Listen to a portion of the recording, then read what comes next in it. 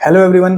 मेरा नाम है सागर बलूनी और मैं आपका स्वागत करता हूं इस प्यारे से छोटे से आपके अपने चैनल में।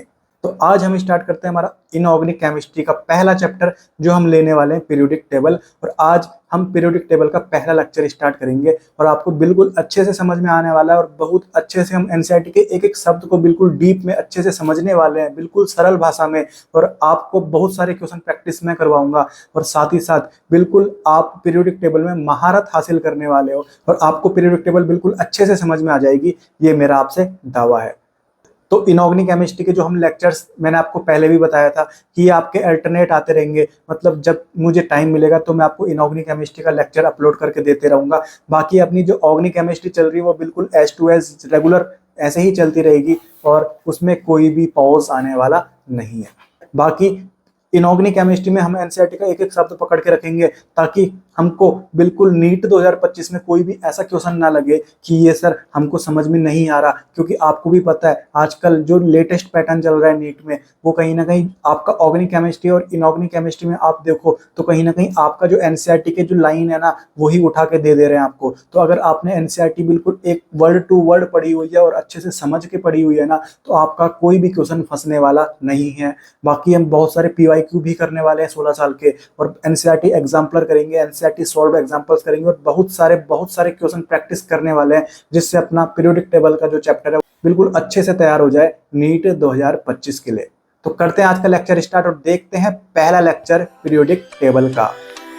मुझ में है ताकत, मुझ में है हिम्मत, खींचना चाहते नीचे बढ़ूं मैं ऊपर। मुझ में है ताकत, मुझ में है हिम्मत। तो अब हम स्टार्ट करते हैं हमारा आज का टॉपिक और ये मैंने हेडिंग डाल दी पीरियोडिक टेबल और ये अपना पहला लेक्चर है पीरियोडिक टेबल का। ठीक है, तो सबसे पहली बात जो अपने जहन में आती है कि सर पीरियोडिक टेबल होता क्या है, पीरियोडिक टेबल होता क्या है। तो देख, जितने भी नॉन एलिमेंट्स तेरे पास है, जितने भी एलिमेंट्स के बारे में तू जानता है, जितने भी एलिमेंट्स डिस्कवर्ड हो चुके हैं उनको तूने क्या करना है ना, सिस्टमैटिक तरीके से तूने उनका अरेंजमेंट करना है। तो तूने जोर से बोल दिया systematic arrangement of all non elements और इसी को तूने क्या बोल दिया, पीरियोडिक टेबल बोल दिया। और आज की डेट में जो तू पीरियोडिक टेबल पढ़ता है ना वो तेरी मॉडर्न पीरियोडिक टेबल है। तू किसी स्टेशनरी की शॉप में गया, वहां तूने शॉपकीपर को पूछा कि सर मुझे एक पीरियोडिक टेबल का चार्ट दे दो, तो जो उसने तेरे को चार्ट दिया, जो उसने तेरे को पीरियोडिक टेबल दी ना वो कहीं ना कहीं तेरी कौन सी पीरियोडिक टेबल थी, मॉडर्न पीरियोडिक टेबल थी। मतलब इस पूरे चैप्टर में हमको किसके बारे में पढ़ना है, मॉडर्न पीरियोडिक टेबल के बारे में पढ़ना है।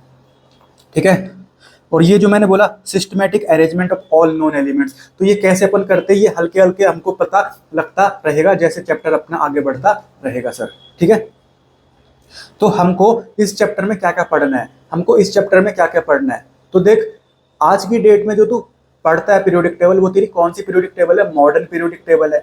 पर सीधा मॉडर्न पीरियोडिक टेबल थोड़ी बन गई, पहले बहुत साइंटिस्ट आए, पहले बहुत कम एलिमेंट्स थे, फिर हल्के हल्के करके एलिमेंट्स बढ़ते गए, नए नए डिस्कवर होते गए। ठीक है, बहुत सारे लॉज हुए जो साइंटिस्टों ने दिए, बहुत सारे लॉज फेल हो गए, आगे इंप्रूव्ड लॉज बनते गए। फिर आज की डेट में जो लेटेस्ट चल रहा है वो क्या है सर, तेरा मॉडर्न पीरियोडिक टेबल है। पर इसके पीछे बहुत साइंटिस्टों का कहीं ना कहीं संघर्ष है, बहुत साइंटिस्टों का योगदान है। तो उसको तूने पढ़ना है historic development of periodic table के अंदर। मतलब जो हम आज की डेट में पीरियोडिक टेबल पढ़ते हैं उसका डेवलपमेंट कैसे कैसे हुआ है सर। ठीक है, तू फिर पढ़ेगा सर मॉडर्न पीरियोडिक टेबल पढ़ेगा, इस पूरे चैप्टर में तेरे को मॉडर्न पीरियोडिक टेबल ही पढ़नी है। ठीक है, फिर बात करें अपन, तू किसी एलिमेंट का इलेक्ट्रॉनिक कन्फिगरेशन निकालेगा और अगर तू इलेक्ट्रॉनिक कन्फिगरेशन निकालता है ना किसी एलिमेंट का तो उससे तेरे को बहुत चीज़ों भी पता लगती है, उससे तुझे बहुत चीज़ें पता लगती है। मतलब इलेक्ट्रॉनिक कन्फिगरेशन मुझे निकालना आ गया तो मैं बहुत चीज़ें बता सकता हूँ किसी एलिमेंट के बारे में। ठीक है, फिर बाकी तू लास्ट में पढ़ने वाला है periodic trends in physical and chemical properties, और ये सबसे इंपॉर्टेंट है, यहाँ से क्वेश्चन आने की प्रोबेबिलिटी सबसे ज़्यादा होती है नीट में। ठीक है, जैसे कि एटॉमिक रेडियस हो गया, इलेक्ट्रोनेगेटिविटी हो गया, इलेक्ट्रॉन एफिनिटी हो गया तेरा। तो ये जो अपने क्या sir physical and chemical properties है, तो इनमें तू पीरियोडिक ट्रेंड देखेगा, कुछ ट्रेंड फॉलो होता है वो अपन देखेंगे कि कैसे होता है और सारे अपन देखेंगे और अच्छे से सीखने वाले हैं, कोई दिक्कत नहीं होने वाली। तो ये अपन इस चैप्टर में पढ़ने वाले हैं और यही चीज़ यहाँ पर लिखी हुई है एनसीईआरटी के इस पैराग्राफ में। तो आप इसकी रीडिंग भी साथ साथ लगाते रहना ताकि अपना लड़का बिल्कुल क्लियर हो जाए और बिल्कुल उसके कॉन्फिडेंस आ जाए कि सर एनसीईआरटी का एक एक शब्द कवर कर रहे हैं और बिल्कुल सरल भाषा में कवर कर रहे हैं और मेरे को अब एनसीईआरटी से डरना नहीं है। अब बायोलॉजी की एनसीईआरटी तेरी मुश्किल हो जाएगी और केमिस्ट्री की तेरी एनसीईआरटी बिल्कुल आसान होने वाली है। ठीक है, अब हम आगे बढ़ते हैं 3.1 एनसीईआरटी का टॉपिक है, why do we need to classify elements. ऐसी क्या नीड पड़ी हमको कि हमको एलिमेंट्स को क्लासीफाई करना पड़ा, हमको एलिमेंट्स को क्लासीफाई करना पड़ा। ठीक है,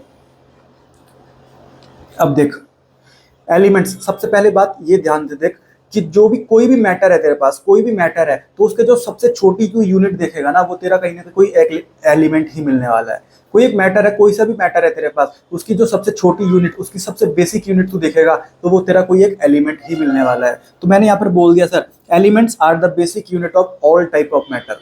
ठीक है, जब 1800 की बात चल रही थी, 1800 की बात चल रही थी, उस टाइम हमारे पास सिर्फ 31 एलिमेंट्स नोन थे। कितने एलिमेंट्स थे सर? 31 एलिमेंट्स थे। फिर 1865 में कितने एलिमेंट्स हो चुके हैं सर? अब हो चुके हैं हमारे पास 63 एलिमेंट्स हो चुके हैं। और एट प्रेजेंट जब हम आज की डेट की बात करें तो अभी हमारे पास एनसीईआरटी बोलती है कि कितने एलिमेंट्स हैं? 114 एलिमेंट्स हैं। पर मैंने यहाँ पर काट दिया सर, मैंने इसको काट दिया, एनसीईआरटी गलत बोलती है। आज के दिन पे मेरे पास कितने एलिमेंट्स हैं? 118 एलिमेंट्स नोन है, डिस्कवर्ड है। समझ में आ गई बात?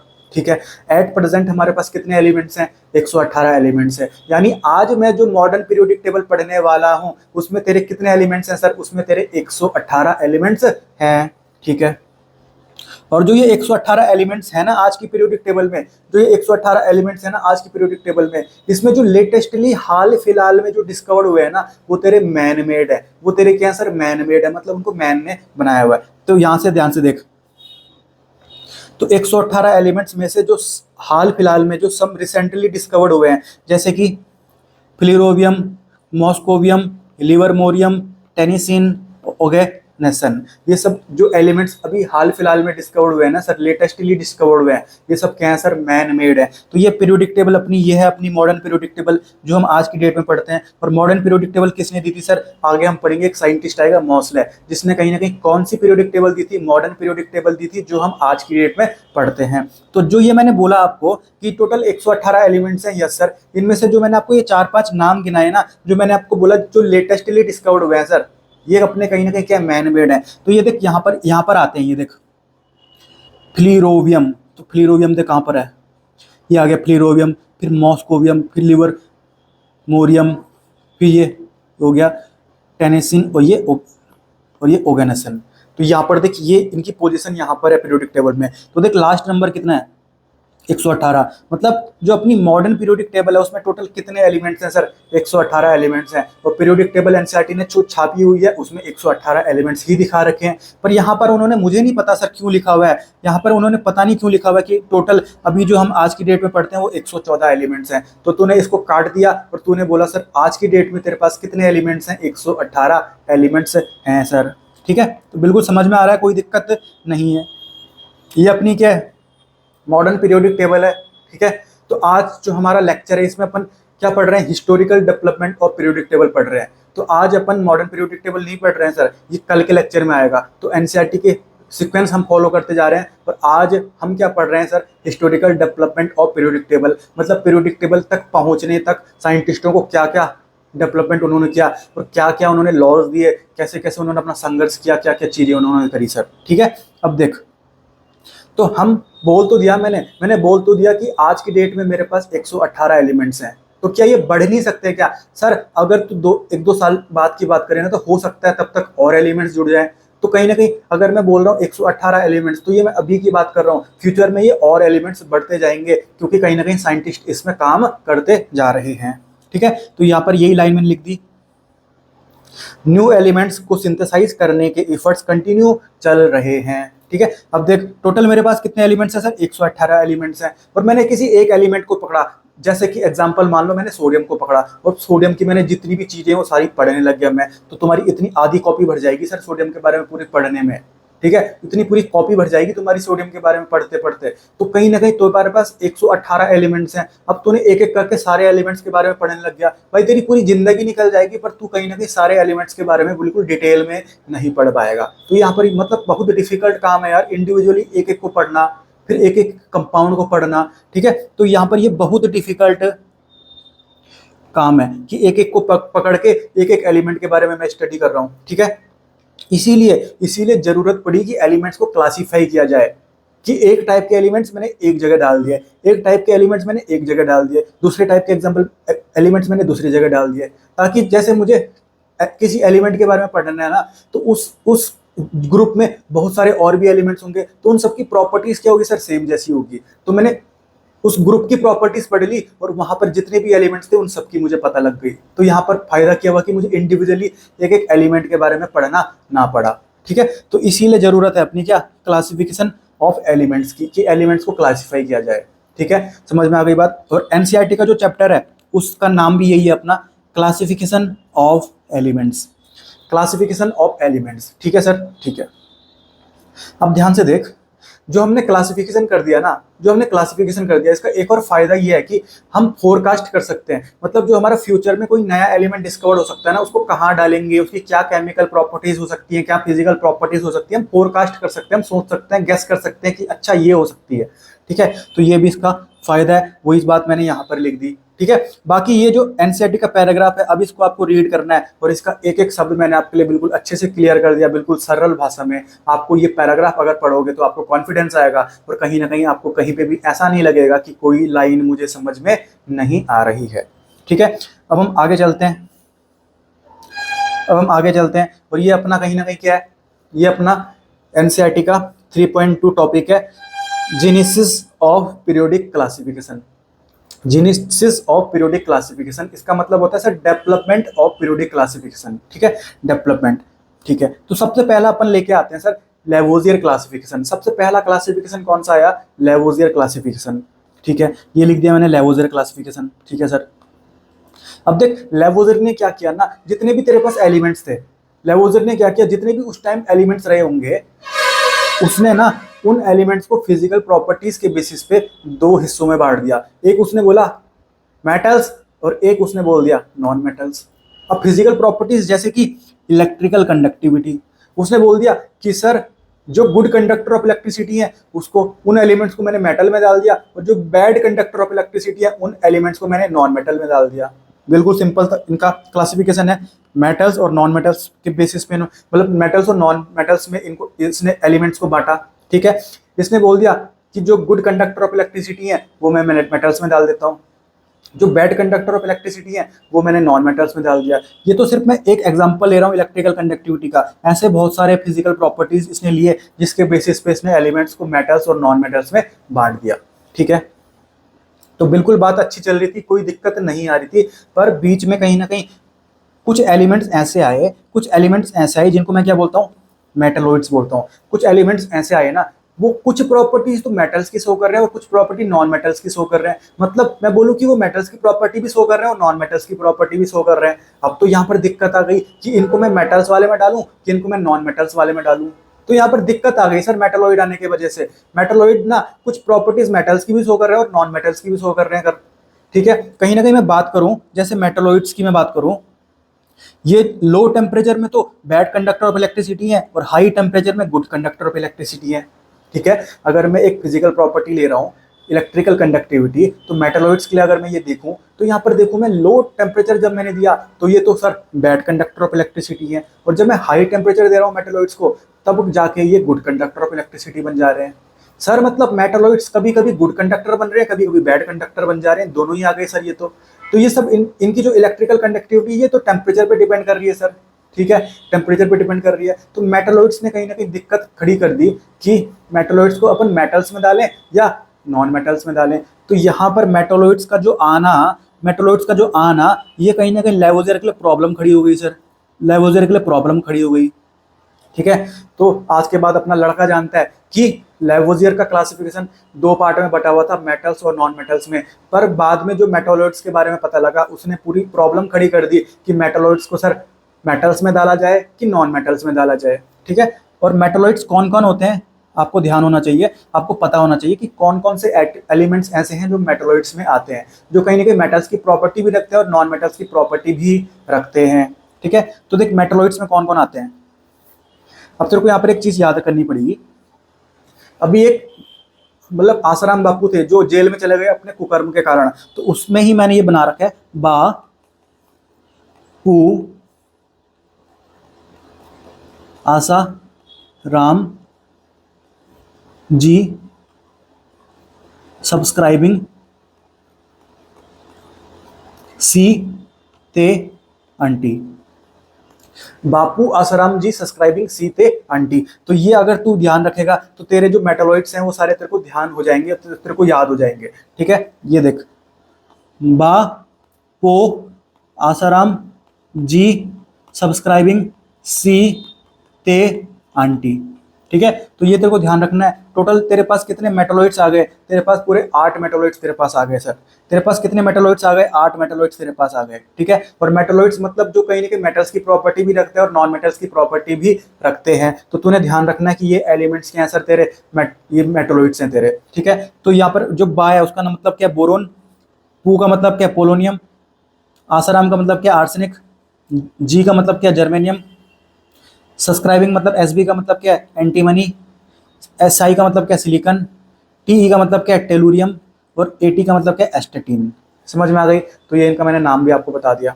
ठीक है, अब ध्यान से देख, अभी मैंने बोरोन जो बताया, बोरोन, तो बोरोन अपना, ये जो बोरोन है ना अपना, ये हम किस में पढ़ रहे हैं? मेटालॉइड्स में पढ़ रहे हैं। सर आपने बता दिया कि जो बोरोन है तेरा वो सर क्या है? मेटालॉइड्स है। पर एनसीईआरटी अगर तुम पढ़ोगे तो एनसीईआरटी ना बोरोन को नॉन मेटल मानती है। एनसीईआरटी तेरी बोरोन को क्या मानती है? नॉन मेटल मानती है। बोरोन होता तो मेटालॉइड है, पर एनसीईआरटी के हिसाब से वो कहीं ना कहीं किस क्या है? वो तेरा नॉन मेटल है। तो कभी क्वेश्चन अगर आए नीट में तो तुमको आंसर एनसीईआरटी के हिसाब से ही देना है। पर हमेशा अपने दिमाग में ये बैठाए रखना कि जो तेरा बोरोन है ना वो तेरा वो तेरा मेटालॉइड है। जो तेरा बोरोन है वो तेरा क्या है सर? मेटालॉइड है। समझ में आ गई बात? ठीक है, अब ये अपनी क्या है सर? मॉडर्न पीरियोडिक टेबल है। मॉडर्न पीरियोडिक टेबल है। अब इसमें मैं आपको बताने वाला हूँ कि जो आज की डेट की मॉडर्न पीरियोडिक टेबल है उसमें कहाँ पर मेटल्स आते हैं, कहाँ पर नॉन मेटल्स आते हैं, कहाँ पर मेटालॉइड्स आते हैं। ठीक है, तो देख, ये जो पहले के दो ग्रुप हैं, ये तेरे क्या होते हैं सर? एस ब्लॉक एलिमेंट्स होते हैं। फिर ये ग्रुप नंबर 3 से लेकर ग्रुप नंबर 12 तक ये जितने भी एलिमेंट्स बचे, ये जो बीच में आ रहे हैं, ये कहीं ना कहीं तेरे क्या है? डी ब्लॉक एलिमेंट्स हैं। कौन से हैं सर? डी ब्लॉक एलिमेंट्स हैं। ये जो लास्ट की 2 लाइन दिख रही है तेरे को, ये अपने कहीं ना कहीं क्या है? एफ ब्लॉक एलिमेंट्स हैं। और ये जो तेरा पूरा इधर बचा, ये तेरा क्या है सर? पी ब्लॉक एलिमेंट्स हैं। समझ में आ गई बात? ये हम आगे पढ़ेंगे। तो जो तेरे एस ब्लॉक एलिमेंट्स हैं, यानी जो तेरे 2 ग्रुप के स्टार्टिंग के जो 2 ग्रुप हैं उनके जो तेरे एलिमेंट्स हैं वो सारे क्या हैं? तेरे मेटल्स हैं। वो सब क्या हैं तेरे सर? मेटल्स हैं। ठीक है, फिर अपन बात करें जो तेरे डी ब्लॉक एलिमेंट्स हैं, यानी ये वाले जो तेरे डी ब्लॉक एलिमेंट्स हैं वो भी तेरे क्या हैं सर? मेटल्स हैं। इनको अपन बोलते हैं ट्रांजिशन मेटल्स, ये तेरे मेटल्स हैं। और जो तेरे एफ ब्लॉक एलिमेंट्स हैं, यानी ये वाले, ये भी तेरे क्या हैं सर? मेटल्स हैं। इनको अपन बोलते हैं इनर ट्रांजिशन मेटल्स। अपन ये इन बारे में तो अच्छे से डिटेल में आगे बात करेंगे। अभी मैं आपको बस बता रहा हूँ कि कौन से मेटल्स होते हैं, कौन नॉन मेटल्स होते हैं और कौन अपने मेटालॉइड्स होते हैं।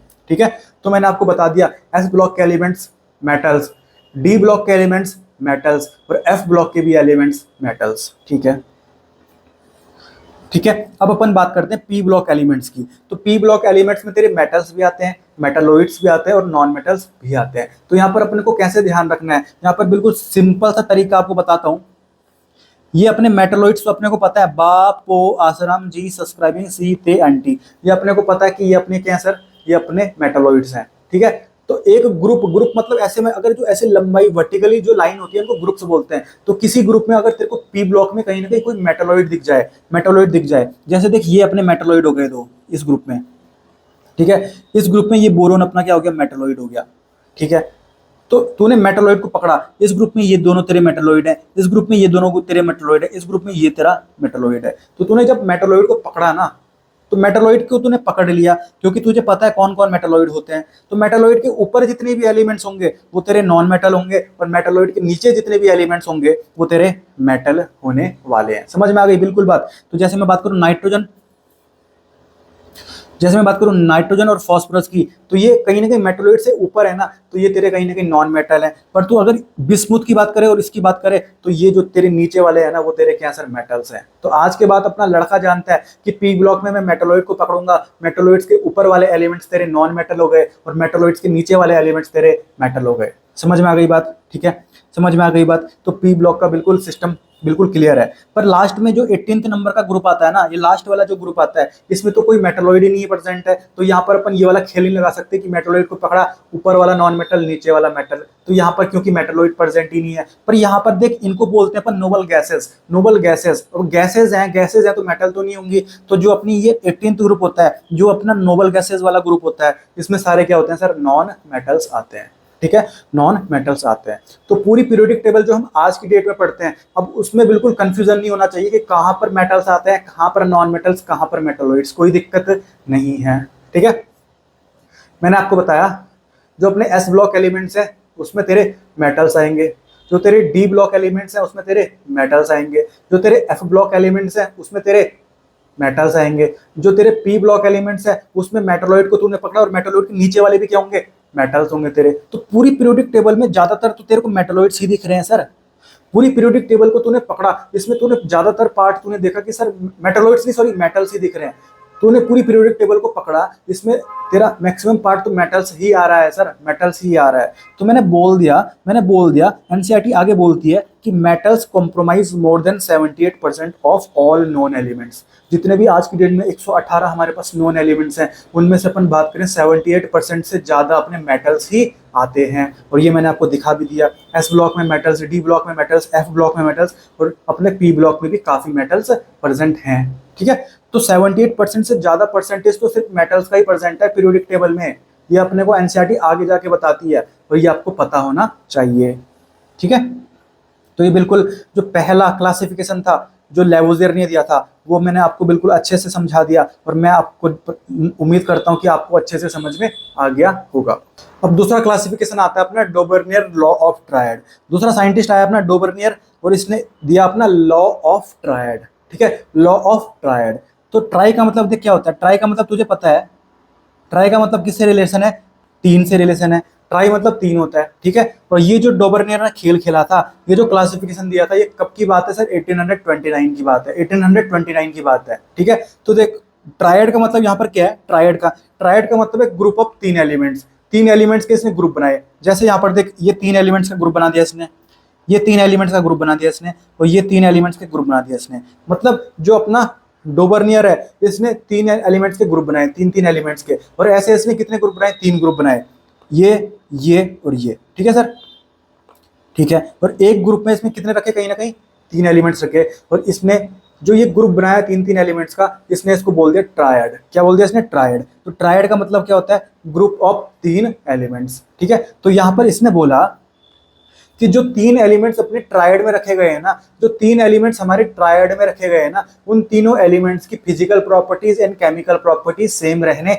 वाली हैं। यानी मैं बात करूं, इन तीनों एलिमेंट्स की physical and chemical properties same रहेंगी, इन तीनों एलिमेंट्स की physical and chemical properties same रहेंगी, इन तीनों एलिमेंट्स की physical and chemical properties same रहने वाली है। यही लॉ ऑफ ट्रायड में बताया गया। ठीक है, तो यहाँ पर ये जो लाइन है, ये आप पढ़ोगे तो आपको समझ में आ जाएगी।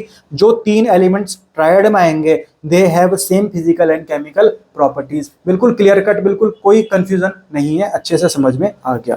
अब यहाँ पर एक और चीज बताई गई, देख जैसे यहाँ पर ये तीन एलिमेंट्स है ए, बी और सी, और इनको डोबर्नियर ने मान लो कि ट्रायड में रखा हुआ है। ठीक है, तो देख जो ऊपर वाला एलिमेंट है ए, उसका एटॉमिक वेट दे रखा है इन्होंने x। ठीक है, जो नीचे वाला एलिमेंट है C, उसका भी एटॉमिक वेट दे रखा है 5x। और अगर मुझे बीच वाले एलिमेंट का एटॉमिक वेट पता नहीं है, अगर मुझे बीच वाले एलिमेंट का, जो मिडिल वाला एलिमेंट है, उसका एटॉमिक वेट पता नहीं है और मुझे निकालना है, तो मैं कैसे निकाल सकता हूँ। देख ऊपर वाला जो है उसका एटॉमिक वेट और जो नीचे वाला है उसका एटॉमिक वेट का अगर मैं एवरेज करता हूँ ना, तो जो बीच वाला है, जो मिडिल वाला है, उसका अपना एटॉमिक वेट आ जाएगा। ठीक है, तो अगर मैं ऊपर वाले और नीचे वाले एटॉमिक वेट का एवरेज करता हूं तो बीच वाले का एटॉमिक वेट आ जाएगा। तो मैंने क्या कर दिया, x प्लस 5x अपॉन 2, तो ये कितना आ गया 6x अपॉन 2, ये तेरा कितना आ गया 3x। मतलब जो 3x है वो तेरा जो बीच वाला एलिमेंट है उसका एटॉमिक वेट आ गया। मतलब तूने बीच वाले एलिमेंट का एटॉमिक वेट कैसे निकाला, जो तेरा ऊपर वाला एलिमेंट है और जो तेरा नीचे वाला एलिमेंट है उसके एटॉमिक वेट का तूने एवरेज निकाल दिया, और तूने बोल दिया कि सर ये जो एटॉमिक वेट आ रहा है उनके एवरेज से ये कहीं ना कहीं बीच वाले का एटॉमिक वेट है। कितना सिंपल है यार, कितना सिंपल है। वही बात यहाँ पर लिखी हुई है, वही बात यहाँ पर लिखी हुई है सर। ठीक है, तो देख जैसे अपन इसकी बात करें, लिथियम, सोडियम और पोटेशियम, ये तीनों एलिमेंट्स किस में आ रहे हैं सर, ट्रायड में आ रहे हैं। तो पहली बात तो ये क्लियर है कि इन तीनों की similar physical properties and chemical properties रहने वाली है, ठीक है। बाकी देख यहाँ पर इनके एटॉमिक वेट दे रखे हैं, इनके एटॉमिक वेट दे रखे हैं, ठीक है सर। तो मान लो मुझे बीच वाले का एटॉमिक वेट पता नहीं है, मतलब मुझे ये पता नहीं है, और मुझे सिर्फ ऊपर वाले का एटॉमिक वेट पता है और नीचे वाले का एटॉमिक वेट पता है, तो मैं कैसे निकालूंगा? देख एवरेज करके निकाल सकता हूँ, 7 + 39/2, और इसको जब तू सॉल्व करेगा तेरा कितना आएगा? 23 आ जाएगा। तो देख 23 तेरा बीच वाला जो तेरा सोडियम है उसका एटॉमिक वेट आ गया। यानी ये बिल्कुल सिंपल है और बिल्कुल समझ में आ गई बात कि सर लॉ ऑफ ट्रायड में जो 3 एलिमेंट्स रखे जाएंगे ना, उनकी केमिकल प्रॉपर्टीज और फिजिकल प्रॉपर्टीज तो सेम रहने वाली है। और मैं ये भी बोल सकता हूँ जो बीच वाला एलिमेंट है उसका अगर मुझे एटॉमिक वेट निकालना है ना, तो ऊपर वाले एलिमेंट का एटॉमिक वेट और नीचे वाले एलिमेंट का एटॉमिक वेट का अगर मैं एवरेज निकालता हूँ तो मेरा बीच वाले एलिमेंट का एटॉमिक वेट आ जाएगा, ठीक है। समझ में आ गई बात, ठीक है। अब जैसे इनकी बात करूं, ये भी डोबर्नियर ने ट्रायड में रखा हुआ था, ठीक है। तो मुझे पास ये इसका एटॉमिक वेट पता है और मेरे पास इसका एटॉमिक वेट पता है। मान लो मेरे पास जो बीच वाले एलिमेंट है उसका एटॉमिक वेट पता नहीं है, कोई दिक्कत नहीं, मैं एवरेज करके निकाल सकता हूँ। तो देख मैंने क्या किया, 40 + 137/2, तो ये मेरा कितना आ गया सर? 88.5 आ जाएगा, 88.5। तो देख जो बीच वाला है अपना उसका एटॉमिक वेट अपना आ गया, ठीक है। पर मेरा तो सर 88.5 आया था और यहाँ पर तो सर 88 लिखा हुआ है, 88 लिखा हुआ है। मतलब जो मैं एवरेज करके निकालूंगा ना, जो मैं एवरेज करके निकालूंगा या तो वो बिल्कुल एग्जैक्ट आ जाएगा या फिर थोड़ा सा इधर उधर हो सकता है, या फिर थोड़ा सा इधर उधर हो सकता है। एनसीईआरटी इसलिए ऐसा बोलती है, in a triad atomic weight of middle element is equal to, या फिर इक्वल हो जाएगा जैसे इस वाले केस में हुआ था, बिल्कुल 23 आ गया था, या फिर वो हो सकता है नियरली इक्वल टू, क्योंकि यहाँ पर 88.5 आया पर एक्चुअल में होता कितना? 88 होता है। तो या फिर बिल्कुल इक्वल आ जाएगा या फिर नियरली इक्वल आ जाएगा टू द एवरेज ऑफ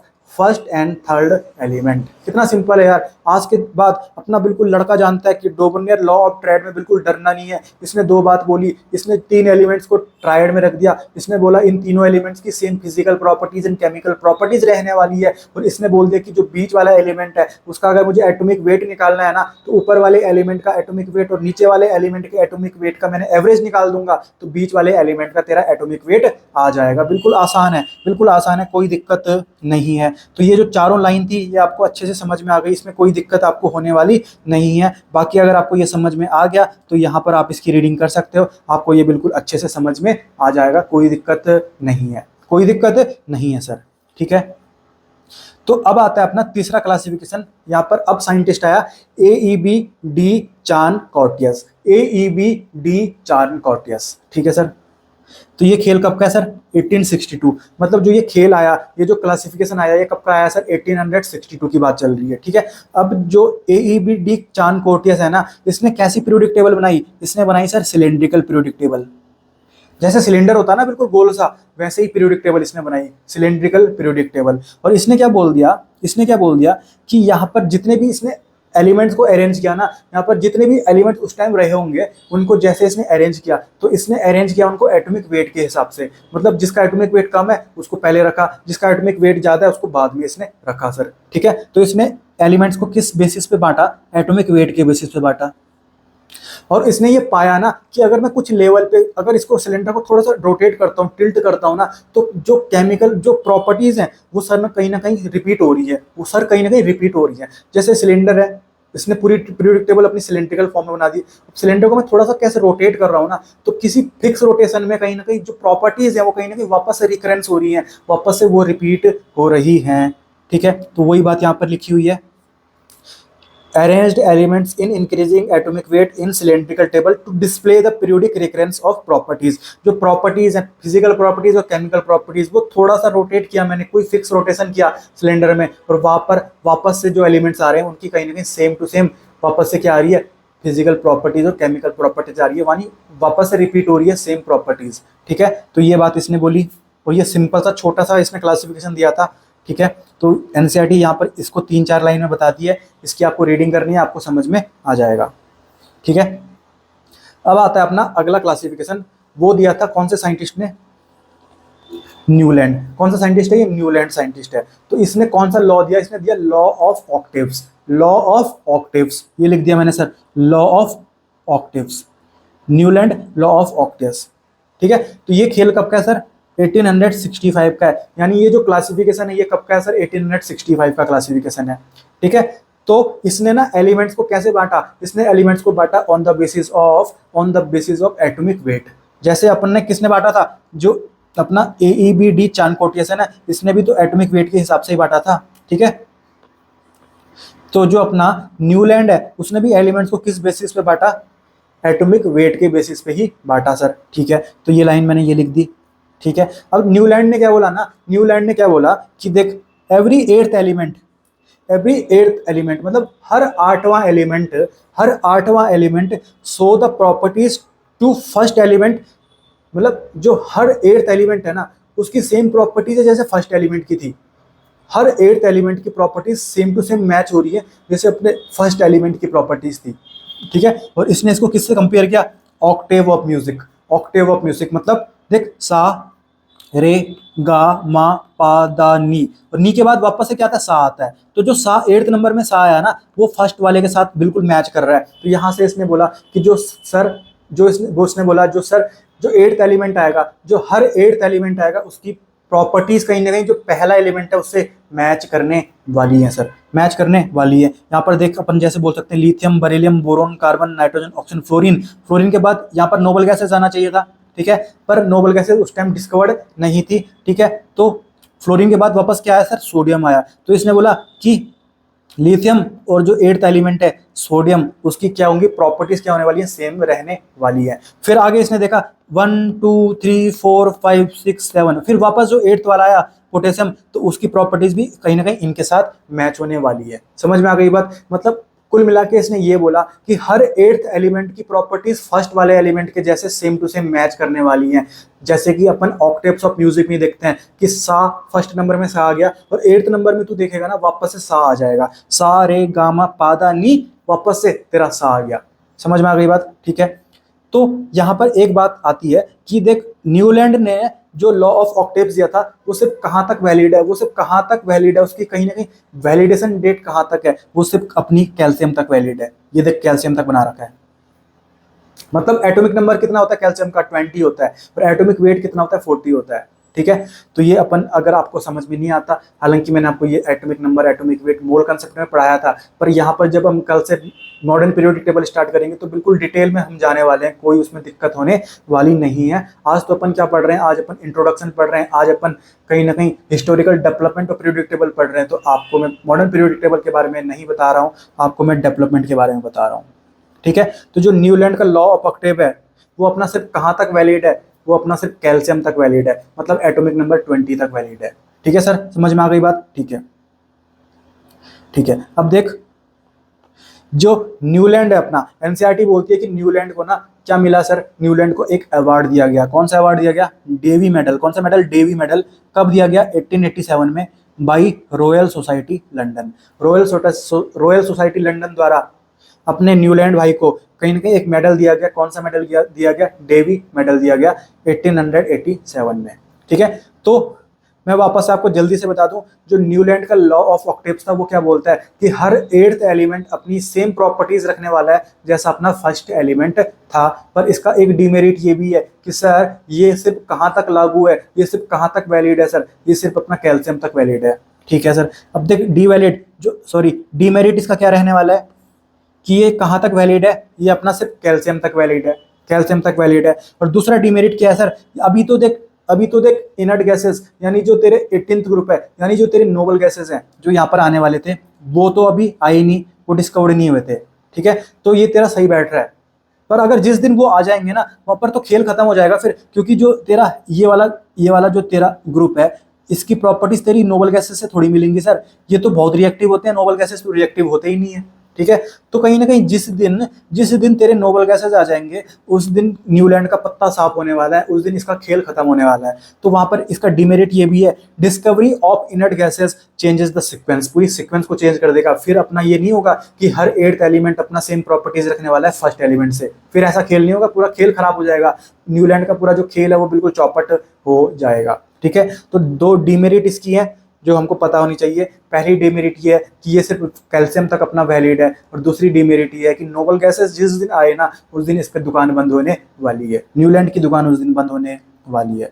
तो मैं उम्मीद करता हूँ आपको न्यूलैंड लॉ ऑफ ऑक्टेव्स भी अच्छे से समझ में आ गया होगा, और मैंने बिल्कुल जो एनसीईआरटी में दे रखा था बिल्कुल सरल भाषा में आपको अच्छे से समझा दिया। और आप अब इस एनसीईआरटी के पैराग्राफ की भी रीडिंग करोगे तो आपको अच्छे से समझ में आ जाएगा, कहीं पे भी कोई दिक्कत आने वाली नहीं है, कहीं पे भी कोई दिक्कत आने वाली नहीं है। अब जो हमारा अगला साइंटिस्ट आया वो कौन आया सर? Lothar Meyer. कौन आया सर? Lothar Meyer. तो इसने क्या बनाया? लोथर मेयर कर्व बनाया। इसने कुछ कर्व प्लॉट किए, तो मैंने इनको बोल दिया लोथर मेयर कर्व। ठीक है, तो इसने कर्व किस किस के बेसिस में प्लॉट किए, किस किस के बीच में प्लॉट किए? तो देख इसने कर्व जो बनाए ना, इसने देख एक्स एक्सिस में इसने रखा एटॉमिक वेट, एक्स एक्सिस में इसने क्या रखा? एटॉमिक वेट रखा, और वाई एक्सिस में इसने क्या रखा सर? फिजिकल प्रॉपर्टीज रखी। ठीक है, तो वही यहाँ पर लिखी हुई है कि he plotted the curve between physical properties, जैसे कि एटॉमिक वॉल्यूम हो गया, जैसे कि तेरा मेल्टिंग पॉइंट हो गया, जैसे तेरा बॉइलिंग पॉइंट हो गया, वर्सेस एटॉमिक वेट। मतलब एक्स एक्सिस में इसने क्या रखा? एटॉमिक वेट रखा, और वाई एक्सिस में इसने क्या रखा सर? इसने कहीं ना कहीं क्या रखा सर? फिजिकल प्रॉपर्टीज रखी सर। ठीक है, तो यहां पर इसने बोला और इसने ऑब्जर्व किया कि elements of the same properties occupy the same position in the curve. जो इसने कर्व बनाया, जैसे यहाँ पर अपन एक एग्जांपल देखेंगे, तो इसने बोला कि जो कर्व की सेम पोजीशन है ना, जैसे देखिए टॉप पोजीशन है, ये क्या अपनी टॉप पोजीशन है, तो कर्व की जो सेम पोजीशन है, जैसे मैं मान लूं कि टॉप पोजीशन है, तो वहां पर जो भी एलिमेंट्स आए ना उनकी properties same to same match हो रही है यार, उनकी properties same to same match हो रही है। तो वही बात इसने यहाँ पर बोली, elements of the same properties occupy same position on the curve. मतलब जो सेम पोजीशन कर्व में एलिमेंट्स की होगी ना, वो सारे एलिमेंट्स की प्रॉपर्टीज क्या होगी? सेम होगी। जैसे जितने टॉप पोजीशन में एलिमेंट्स आएंगे उन सबकी सेम प्रॉपर्टीज, जितने बॉटम पोजीशन में एलिमेंट्स आएंगे, बॉटम पोजीशन मतलब सबसे नीचे की पोजीशन, ये अपनी क्या है? Bottom position. तो यहाँ पर जितने भी एलिमेंट्स आएंगे इन सबकी प्रॉपर्टीज क्या होगी सर? सेम होगी। ठीक है, तो ये यहाँ पर इन्होंने एक कर्व दे रखा है, एक्स एक्सिस में अपने क्या ले लिया? एटॉमिक वेट ले लिया, और वाई एक्सिस में हम क्या ले रहे हैं सर? एटॉमिक वॉल्यूम ले रहे हैं, जो कि एक फिजिकल प्रॉपर्टी है। ठीक है, तो यहाँ पर कर्व बना हुआ है। तो इस कर्व में पहली बात अपने को ये ध्यान रखनी है कि इसमें 4 पोजीशन होती है। एक तो अपनी टॉप पोजीशन होती है, ये अपनी टॉप पोजीशन हो गई। एक अपनी बॉटम पोजीशन होती है, ये अपनी बॉटम पोजीशन हो गई। फिर एक आती है अपनी असेंडिंग आर्म। असेंडिंग मतलब देख ये ऊपर वाली जो लाइन जा रही है, असेंडिंग आर्म, ये अपनी क्या है? Ascending arm. ठीक है, तो एक पोजीशन ये हो गई असेंडिंग आर्म की, और एक पोजीशन ये हो गई डिसेंडिंग आर्म की, ये डिसेंडिंग आर्म। समझ में आ गई बात? तो एक टॉप पोजीशन हो गई, एक बॉटम पोजीशन हो गई, एक असेंडिंग आर्म की पोजीशन हो गई, और एक डिसेंडिंग आर्म की पोजीशन हो गई। तो लोथर मेयर कर्व में टोटल 4 पोजीशन आती हैं, और उसने बोला कि उसने ऑब्जर्व किया कि सेम पोजीशन में जो एलिमेंट्स रखे गए हैं ना उनकी प्रॉपर्टीज भी क्या है सर? सेम है। ठीक है, तो यहाँ पर अपने को क्या ध्यान रखना है कि जो टॉप पोजीशन आएगी ना, जो टॉप पोजीशन आएगी उसमें कौन आने वाले हैं? अपने एल्काली मेटल्स आने वाले हैं। कौन आने वाले हैं सर? एल्काली मेटल्स आने वाले हैं। एल्काली मेटल्स मतलब अभी हम आज तो क्या पढ़ रहे हैं? हिस्टोरिकल डेवलपमेंट पढ़ रहे हैं। मेन जो अपनी पीरियोडिक टेबल है वो तो अपन कल से पढ़ने वाले हैं। ठीक है, तो हमको अभी कुछ पता ही नहीं है कि एल्काली मेटल्स क्या हुआ। तो अभी फिलहाल आप इतना ध्यान रखो, जो तेरे ग्रुप 1 के एलिमेंट्स है ना, जो तेरे ग्रुप 1 के एलिमेंट्स हैं वो क्या है सर? एल्काली मेटल्स उनको बोलते हैं। जो तेरे ग्रुप 2 के एलिमेंट्स हैं उनको क्या बोलते हैं? एल्कली अर्थ मेटल्स बोलते हैं। जो तेरे ग्रुप 17 के एलिमेंट्स हैं उनको क्या बोलते हैं? हैलोजेंस बोलते हैं। और मेटालॉइड तो तेरे को पता ही है, मेटालॉइड्स तो तेरे को पता ही है। यहाँ पर अगर मैं दिखाऊं तेरे को आज के मॉडर्न पीरियोडिक टेबल में, ये जो तो तेरे ग्रुप 1 है ना उसमें क्या आते हैं? जितने भी एलिमेंट्स आते हैं ग्रुप 1 में वो तेरे क्या हो गए? एल्काली मेटल्स हो गए। और ग्रुप नंबर 2 में जितने भी एलिमेंट्स आते हैं वो क्या बोलते हैं? तेरे एल्काली अर्थ मेटल्स होते हैं। और ग्रुप नंबर 17 में जितने तेरे एलिमेंट्स आते हैं वो तेरे क्या होते हैं सर? हैलोजेंस होते हैं। क्या होते हैं?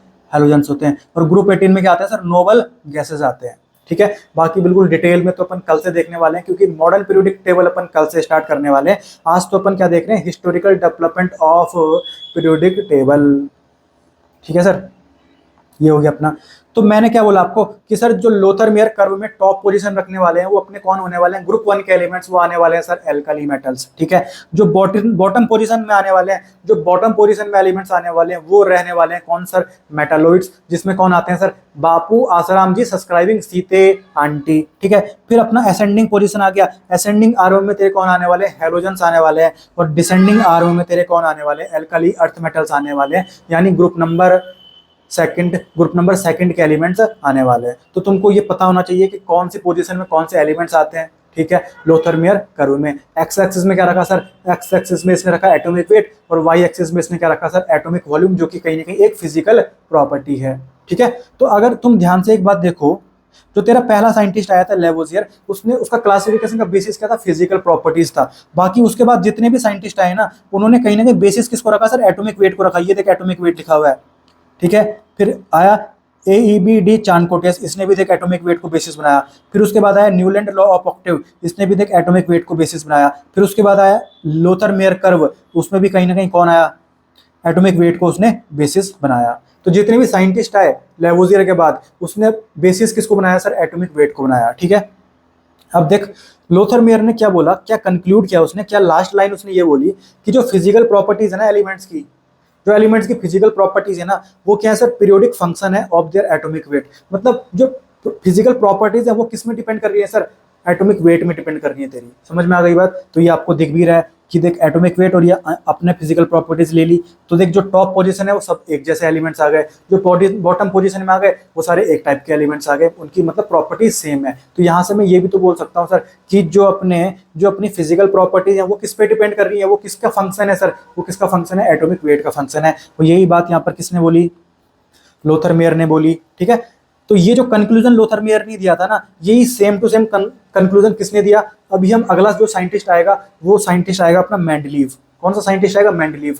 तो उसका जो पीरियोडिक टेबल था वो बहुत मतलब उसको सक्सेस मिली थी, वो बहुत पॉपुलर हुआ था उस टाइम पे, ठीक है।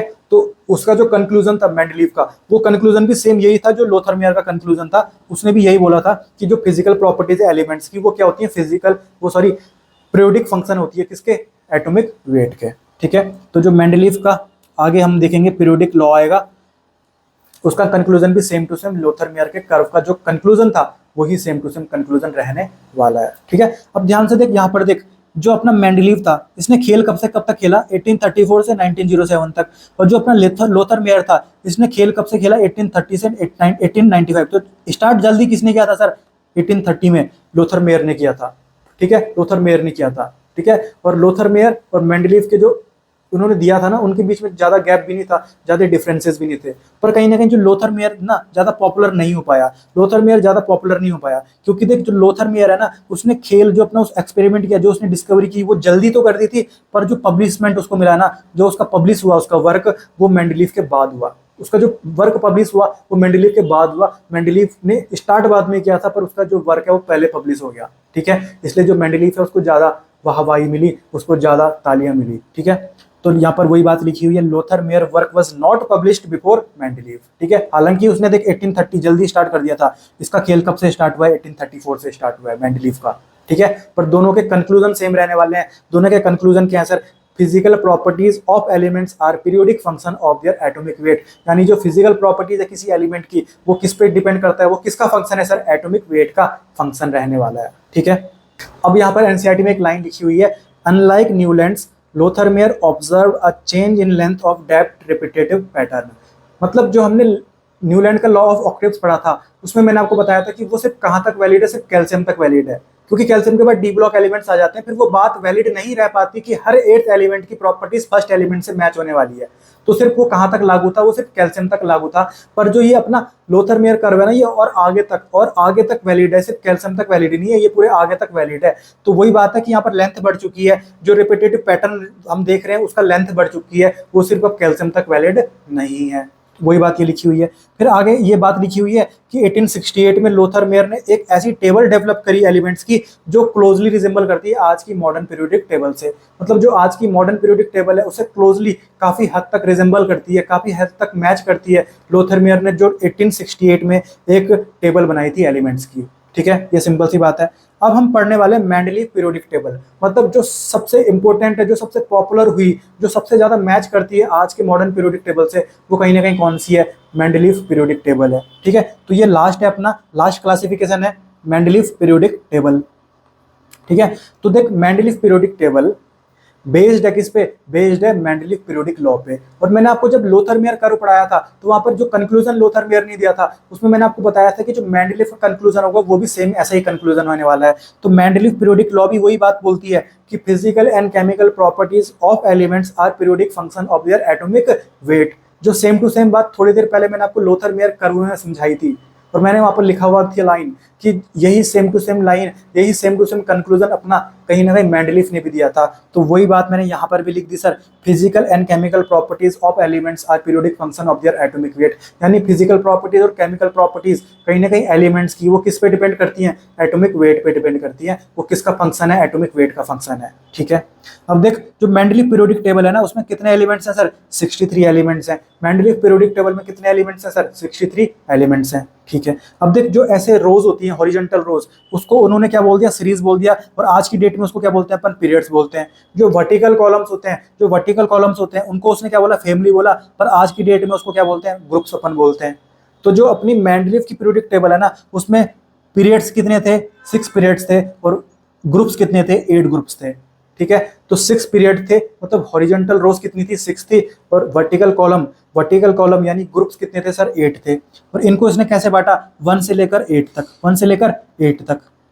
और ये जो 1 2 3 है, ये ऐसे वाले 1 2 3 नहीं है, ये कहीं ना कहीं रोमन लेटर्स में लिखा हुआ है। रोमन लेटर्स मतलब ऐसा 1 2 3, तो ये कहीं ना कहीं रोमन लेटर्स में उसने दिए थे। तो 1 से 8 तक ग्रुप है, तो 1 रोमन लेटर से 8th रोमन लेटर तक। समझ में आ गई बात। ठीक है, तो कहीं ना कहीं जो मेंडलीफ पीरियोडिक टेबल था उसमें कितने एलिमेंट्स हैं सर, 63 एलिमेंट्स हैं। उसमें कितने पीरियड्स हैं सर, 6 पीरियड है। उसमें कितने ग्रुप्स हैं सर, उसमें 8 ग्रुप्स अपने रहने वाले हैं, और 8 ग्रुप्स को उसने किस में नाम दिया था, रोमन लेटर्स में नाम दिया था। ठीक है, अब यहाँ पर एक लाइन लिखी हुई है देख, 1st से लेकर 8th तक हर ग्रुप को 2 सब ग्रुप में डिवाइड किया हुआ है। जैसे अपना ये फर्स्ट ग्रुप है तो यहाँ पर इसके 2 सब ग्रुप बनेंगे, फर्स्ट ए और फर्स्ट बी। जैसे ये अपना सेकंड ग्रुप है तो इसके 2 सब ग्रुप बनेंगे, second A and second B. तो जो अपने ग्रुप्स है ना, जो अपने 8 ग्रुप्स हैं उसमें हर ग्रुप को उसने 2 पार्ट में और बांट दिया, 2 उसने और सब ग्रुप में बांट दिया, ए और बी। ठीक है, तो जो ए है ना, ए में अपने कहीं ना कहीं कौन आएंगे, नॉर्मल एलिमेंट्स आएंगे, और जो बी है ना उसमें अपने उसने ट्रांजिशन एलिमेंट्स रखे। सर नॉर्मल एलिमेंट्स क्या होते हैं, ट्रांजिशन एलिमेंट्स क्या होते हैं, मुझे समझ ही नहीं आ रहा सर, अभी बस इसको ध्यान रखो, क्योंकि कल से अपनी मेन पीरियोडिक टेबल स्टार्ट होने वाली है। कल से अपन सीखने वाले हैं बिल्कुल, जो हमको बिल्कुल यूज आने वाला है। आज तो बिल्कुल अपनी हिस्ट्री चल रही है, इसमें अपना ज़्यादा थ्योरेटिकल पार्ट ही है, तो बस आप इसको बस ध्यान रखो। बाकी कल से अपन बिल्कुल डिटेल में सीखने वाले हैं, और बिल्कुल कल से जो अपना ओरिजिनल पीरियोडिक टेबल का चैप्टर है वो स्टार्ट होने वाला है, और कल से असली मजा आने वाला है।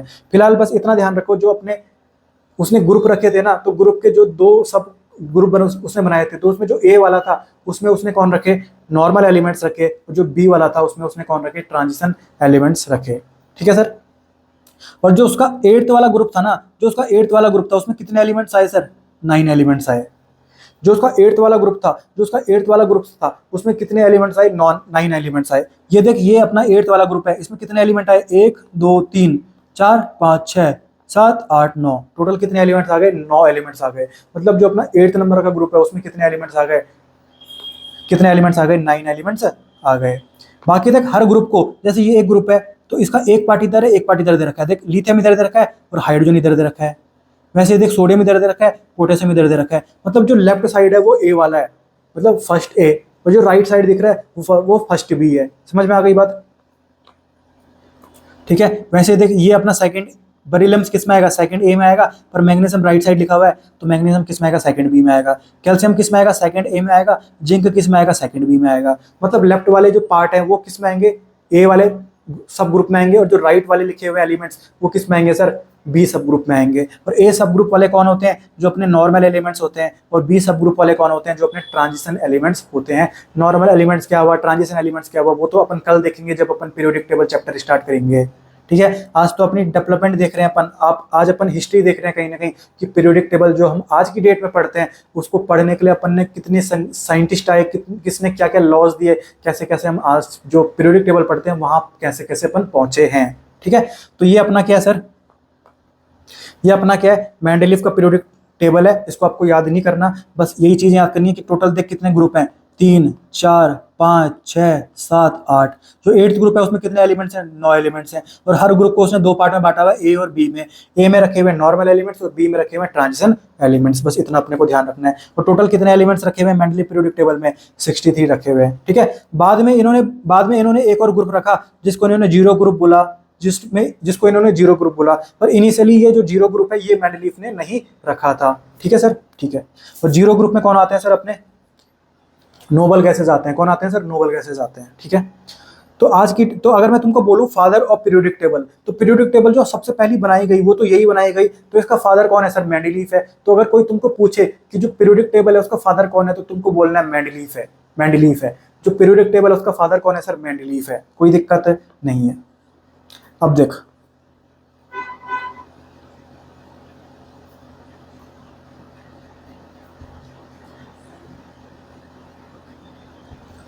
यहाँ पर एक बात और लिखी हुई है, जो अपना 8th ग्रुप है ना, 8th ग्रुप, उसमें टोटल कितने एलिमेंट्स हैं? 9 एलिमेंट्स हैं। और इसको इसने कितने रोज में रखा हुआ? 3 रोज में। देख, 1 2 3, 1 2 3, 1 2 3, 3 रोज बन रही है ना। तो इसको इसने किस में रखा था? 3 रो बना के रखा था। बाकी जो सारे ग्रुप है उसमें 2 रो बन रही है ना, ए और बी की।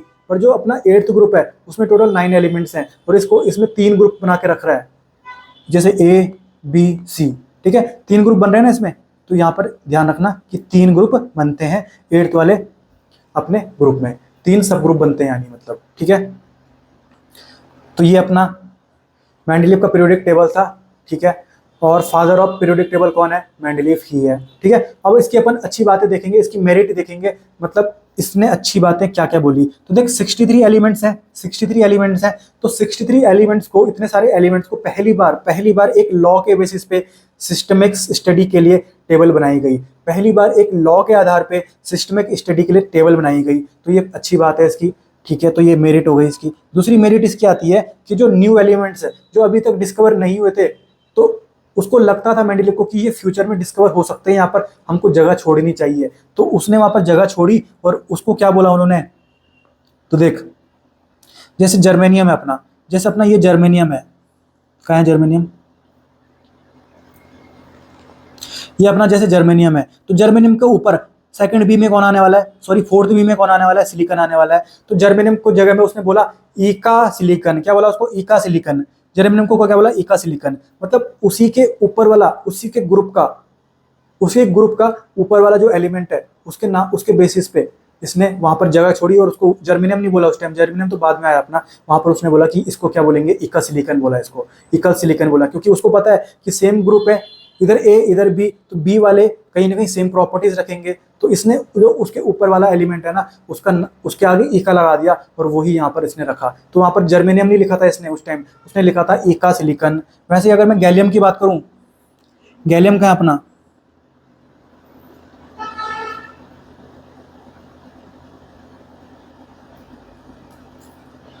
गैलियम, ये अपना गैलियम था, गैलियम। तो इसने गैलियम उस टाइम डिस्कवर नहीं होता, तो इसने गैलियम को क्या बोला सर? ईका एल्यूमिनियम। उसी के ग्रुप का ऊपर वाला एलिमेंट रखा, तो इसने बोला उसको ईका एल्यूमिनियम। क्या बोला सर? ईका एल्यूमिनियम। ये देख।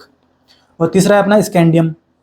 स्कैंडियम देख कहाँ पर है? ये अपना स्कैंडियम है, पर उस टाइम स्कैंडियम डिस्कवर नहीं हुआ था, तो इसने उसको नाम दिया ईका बोरोन। उसी के ग्रुप का ऊपर वाला एलिमेंट के नाम पे इसने रख दिया ईका बोरोन, ईका बोरोन। तो ये आपको ध्यान रखने हैं। तो जो नए एलिमेंट्स हैं जो इसको लगते थे कि ये फ्यूचर में डिस्कवर हो सकते हैं, तो इसने वहां पे उसके लिए जगह छोड़ी, और उसका जो नामकरण किया तो इसने उसी के ग्रुप का जो ऊपर एलिमेंट्स है उसके बेसिस पे किया था, क्योंकि इसको पता है कि इसकी जो प्रॉपर्टीज है वो उसके जैसे मैच होने वाली है, ठीक है। तो प्रिडिक्शन ऑफ न्यू एलिमेंट्स, ये भी इसका मेरिट है, ठीक है। अगर आप इसको भूल जाओगे तो ऐसे याद रख सकते हो, सीता गीता, ठीक है, एलम गैलम, ठीक है, बड़ा सांड, ठीक है। ऐसा अपन इसको याद कर सकते हो, क्योंकि ये पूरा एनसीईआरटी में दे रखा है।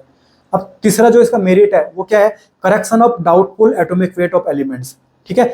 इससे पहले जो एलिमेंट्स थे ना, उनके एटॉमिक वेट जो रखे हुए थे, तो इसको लगता था कि ये एटॉमिक वेट जो रखा हुआ है ना ये गलत है, डाउट था इसको, तो इसने उसको करेक्ट भी किया। जैसे पहले बोला जाता था कि जो बरीलियम है, बरीलियम बीई, जो अपना बरीलियम है उसका एटॉमिक वेट 13.5 बताया जाता था, पर इसने बोला नहीं सर, कितना होगा? 9 होगा। नहीं सर, कितना होगा? 9 होगा, ठीक है। वैसे ही इसने यूरेनियम का, बरीलियम का, इंडियम का, गोल्ड का और प्लेटिनम का भी कहीं ना कहीं जो एटॉमिक वेट है उसको करेक्ट किया इसने। जो एटॉमिक वेट पहले गलत बताए जाते थे, तो इसने एटॉमिक वेट को करेक्ट किया कि नहीं सर, इतना नहीं होगा, इतना होगा, ठीक है। तो ये भी इसकी मेरिट है कि जो डाउटफुल एटॉमिक वेट थे, जो गलत एटॉमिक वेट थे, उसको इसने करेक्ट किया अपने मेंडलीफ पीरियोडिक टेबल में। चौथी बात है जो पोजीशन ऑफ नोबल गैसेस। अभी तक नोबल गैसेस की बात ही नहीं चल रही थी कहीं, तो इसने पहली बार 0 ग्रुप बनाया और नोबल गैसेस को एक पोजीशन दी सर, नोबल गैसेस को एक पोजीशन दी, ठीक है।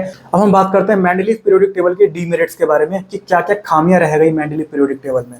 तो पहली बात आती है पोजीशन ऑफ हाइड्रोजन। तो जो मेंडलीव की पीरियोडिक टेबल है उसमें पोजीशन ऑफ हाइड्रोजन फिक्स ही नहीं है, उसको पता ही नहीं है कि हाइड्रोजन को मैं कहीं ना कहीं फर्स्ट ग्रुप में रखूं या उनको हेलोजन्स के साथ रखूं, क्योंकि हाइड्रोजन एक ऐसा एलिमेंट है जो बहुत ग्रुप्स के साथ अपनी प्रॉपर्टी शो करता है, इसलिए हाइड्रोजन की पोजीशन फिक्स नहीं है मेंडलीव पीरियोडिक टेबल में, और ये मेंडलीव पीरियोडिक टेबल का एक डीमेरिट है, खामी है। ठीक है, दूसरी बात अपन बात करते हैं पोजीशन ऑफ आइसोटोप्स की। आइसोटोप्स क्या होते हैं? जिनके एटॉमिक नंबर तो सेम होते हैं, जैसे यहाँ पर कार्बन का 6 है, पर उनके जो मास नंबर है, उनका जो एटॉमिक वेट है वो डिफरेंट होता है। और हमको पता है कि जो मेंडलीव की पीरियोडिक टेबल है वो किसके बेसिस पे अरेंज है? एटॉमिक वेट के बेसिस पे अरेंज है। तो कहीं ना कहीं यहाँ पर तो देख एटॉमिक वेट सबका अलग अलग आ रहा है, तो कायदे से तो होना ऐसा चाहिए था ना, कायदे से तो होना ऐसा चाहिए था कि ये तीनों अलग अलग ग्रुप में आने चाहिए थे अब, क्योंकि एटॉमिक वेट के बेसिस पे उसने अरेंज कर रखा है, तो 12 वाला अलग ग्रुप में आएगा, 13 वाला एटॉमिक वेट अलग ग्रुप में आएगा, और 14 वाला एटॉमिक वेट अलग ग्रुप में आएगा, पर उसने ये तीनों सेम ही ग्रुप में दे रखे हैं। पर ये बिल्कुल गलत बात है, अगर तुम एटॉमिक वेट के हिसाब से बांट रहे हो तो एटॉमिक वेट तो तीनों का अलग अलग है, तो ये तीनों तुम सेम ग्रुप में कैसे रख रहे हो? तो ये बात भी कहीं ना कहीं यहाँ पर इसकी डीमेरिट की तरह साबित हुई कि जो आइसोटोप्स की बात चलती है उसकी पोजीशन बिल्कुल इसने गलत रखी हुई है, क्योंकि ये एटॉमिक वेट के हिसाब से अपनी पीरियोडिक टेबल को अरेंज कर रखा है, और यहाँ पर एटॉमिक वेट डिफरेंट हो रहा है, फिर भी इसने कार्बन को कहीं ना कहीं सेम ही ग्रुप में रख दिया। ठीक है, तो एटॉमिक वेट ने तो कहीं ना कहीं मतलब आइसोटोप्स का जो खेल है उसमें भी कहीं ना कहीं दिक्कत है, उसकी पोजीशन जो है उसमें भी दिक्कत है, उसमें भी झोल है, तो कहीं ना कहीं बोल सकते हैं अपन कि ये भी इसका एक डिमेरिट है। एक और डिमेरिट इसका आता है anomalous pair of elements.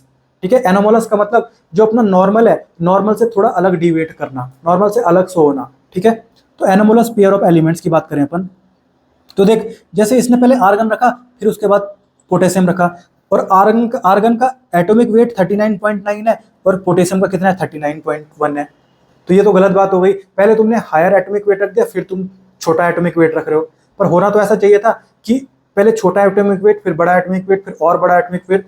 Atomic weight बढ़ता क्रम हम रख रहे हैं ना मेंडलीव पीरियोडिक टेबल में, पर ये कुछ ऐसे एलिमेंट हैं जहां पर अपने को गलत दिखाई दिया, जहां पर हमको दिखाई दिया कि एटॉमिक वेट घट रहा है। यहाँ पर देख 39.9 था, तो यहाँ पर कितना हो गया? 39.1 हो गया। यहाँ पर कितना था? 127.5 था, यहाँ पर कितना हो गया? 127 हो गया। यहाँ पर कोबाल्ट का कितना था? 58.9 था, यहाँ पर कितना हो गया? निकल का 58.6 हो गया। यहाँ पर थोरियम का कितना था? 232 था, यहाँ पर प्रोटैक्टिनम का कितना हो गया? 231 हो गया। तो ये कहीं ना कहीं क्या थे?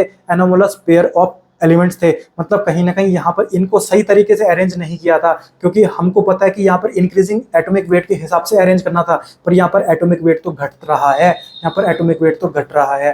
तो ये भी कहीं ना कहीं एक डीमेरिट है मेंडलीव पीरियोडिक टेबल की। ठीक है, एक और बात अपन बात करते हैं, same elements were placed in different group. हमने ऐसा भी देखा कि एक जैसे एलिमेंट ना अलग अलग ग्रुप में रखे हुए हैं, जबकि जो एक जैसे एलिमेंट है जिनकी प्रॉपर्टी सेम होगी वो तो सिर्फ एक ही ग्रुप में रखने चाहिए थे हमको। ठीक है, तो यहाँ पर अपन बात करते हैं जैसे प्लेटिनम की और गोल्ड की, तो कहीं ना कहीं इनकी प्रॉपर्टीज क्या है सर? सेम है, पर इसको इसने 8th ग्रुप में रख दिया और इसको इसने फर्स्ट बी में रख दिया। तो जो सेम प्रॉपर्टीज के एलिमेंट है उनको तो सेम ग्रुप में रखना चाहिए था, पर इसने इनको अलग अलग ग्रुप में रख दिया, तो ये भी इसकी एक खामी है, ये भी इसका एक डिमेरिट है। ठीक है, फिर अपन बात करते हैं कि इसने बोल तो दिया कि जो केमिकल प्रॉपर्टीज और फिजिकल प्रॉपर्टीज है वो किसके पीरियोडिक फंक्शन है? एटॉमिक वेट के है, पर इसके पीछे का ये रीजन नहीं बता पाया कि मैं ऐसा क्यों बोल रहा हूँ, इसके पीछे का ये रीजन बता नहीं पाया, तो ये भी कहीं ना कहीं इसका एक डिमेरिट है। तो ये इसके डिमेरिट हमने पढ़ लिए, ये हमने मेरिट भी पढ़ लिया इसके। ठीक है, इसी के साथ अपना मेंडलीव का जो पीरियोडिक टेबल है वो बिल्कुल खत्म हो गई। अब इसका तुम रीडिंग कर सकते हो, इसका एक एक पार्ट मैंने आपको एक एक शब्द आपको अच्छे से समझा दिया, कोई दिक्कत नहीं है। बाकी यहाँ पर लिखा हुआ है जो मेंडलीव पीरियोडिक टेबल है, जो मेंडलीव पीरियोडिक टेबल है वो कब पब्लिश हुई थी? 1905 में पब्लिश हुई थी। मेंडलीव पीरियोडिक टेबल कब पब्लिश हुई थी? 1905 में पब्लिश हुई थी।